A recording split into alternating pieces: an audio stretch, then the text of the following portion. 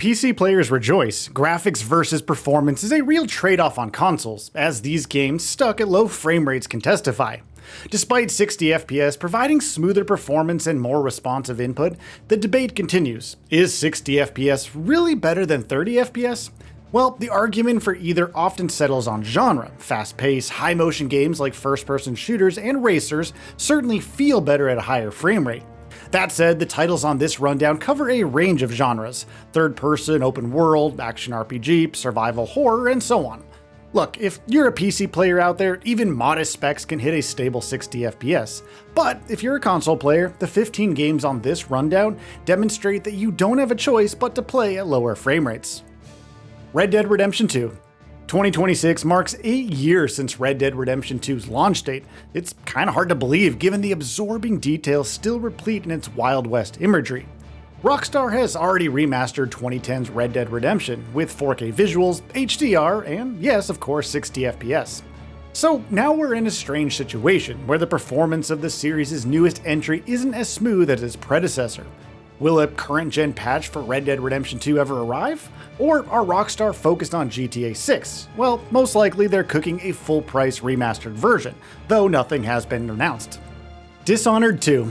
Dishonored 2 suffered from poor optimization at launch. Arcane switching to in-house Void engine for the sequel meant frame rates, even on PC, were choppy for players. Today, performance issues have mostly been patched out, but Void's legacy still lingers. While Unreal Engine developed Dishonored Definitive Edition and Death of the Outsider are able to hit 60 FPS on consoles, Dishonored 2 still languishes at 30 FPS. Xbox's FPS boost feature can get the sequel to 60 FPS, but it's inconsistent. Batman Arkham Knight.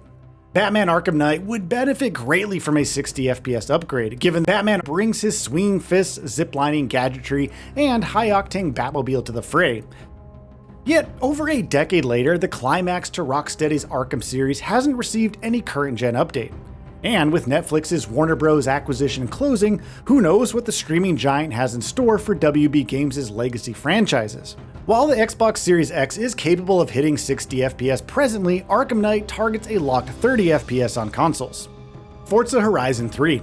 The third of Playground's open-world racers has a near-cult following.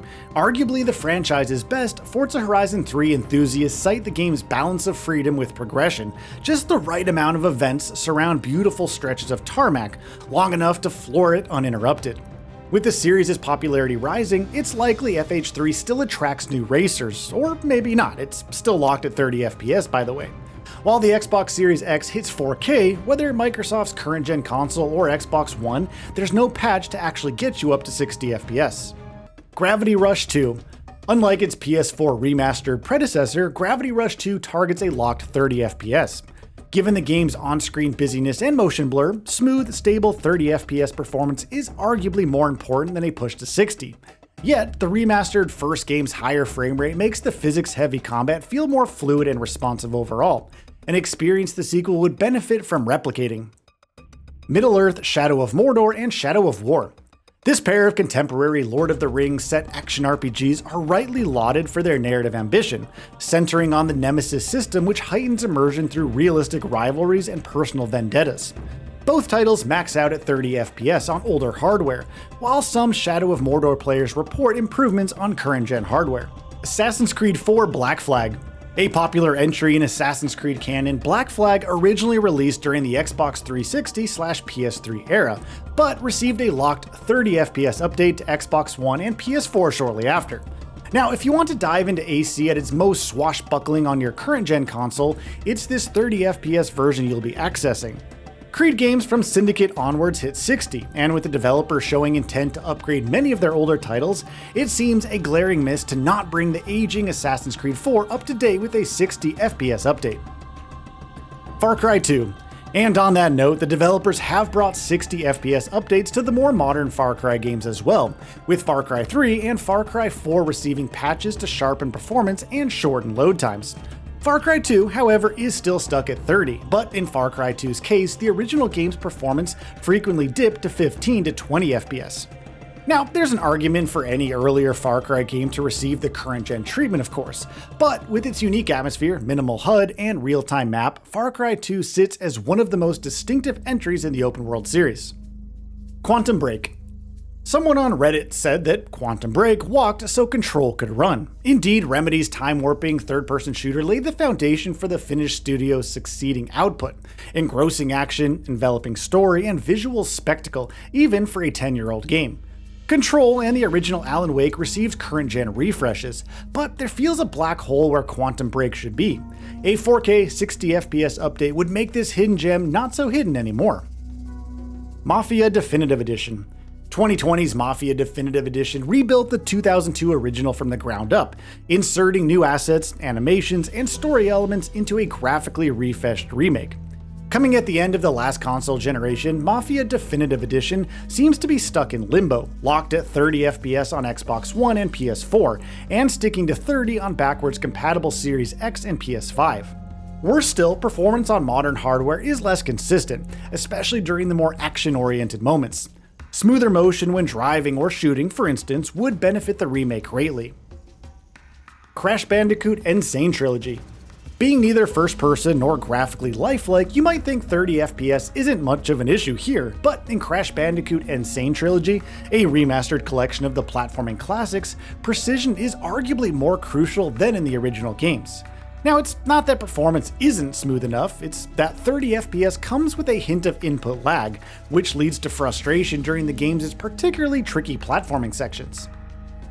The Evil Within.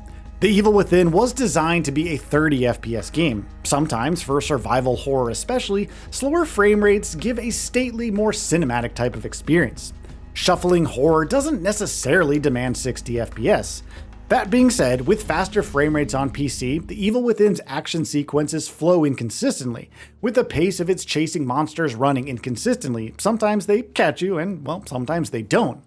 If you're of the opinion that 60 is a must for smooth, enjoyable, frictionless gameplay, then The Evil Within needs an update to bring in some consistency to its Bloodborne. Bloodborne being locked at 30 FPS on PlayStation might be one of those things where if you played it at 60 FPS, then switch back to 30, only then you would actually notice. After all, Bloodborne is one of the PS4 generation's most revered games. Evidently, it's perfectly playable as is, but here's the thing, Bloodborne was littered with occasional performance drops on PS4. And while these aren't as much of a problem on PS5, these could be too rough to overlook during especially swift battles. The bottom line is a 60 FPS patch would be well received by the community, whether you think 30 is a deal breaker or not. The Order 1886. To achieve the head of its time film-like cinematography, The Order 1886 was locked at 30 FPS during development. An abundance of cutscenes, too much linearity, and high price point are three reasons why The Order 1886 didn't find its footing on release. But the game exudes production value, more than most other console games at the time. Now, a decade on from release, the tech exists to maintain its quality whilst hitting a stable 60 FPS. Drive Club. Being a PS4 exclusive that to an early game of its generation, it's a shame that Drive Club didn't receive a 60 FPS patch later on for the PS4 Pro. It's easily one of the best looking games of the PS4. Heck, it may even rival some of the current gen racers out there. So it's a shame that Sony wasn't able to find a way to keep this IP alive. So what are your thoughts on this? Go ahead and share them in the comments below. And if you like this video, please subscribe to the channel and enable all notifications by clicking the bell icon to get new video updates. We upload every day and would really appreciate your support. Thanks for watching.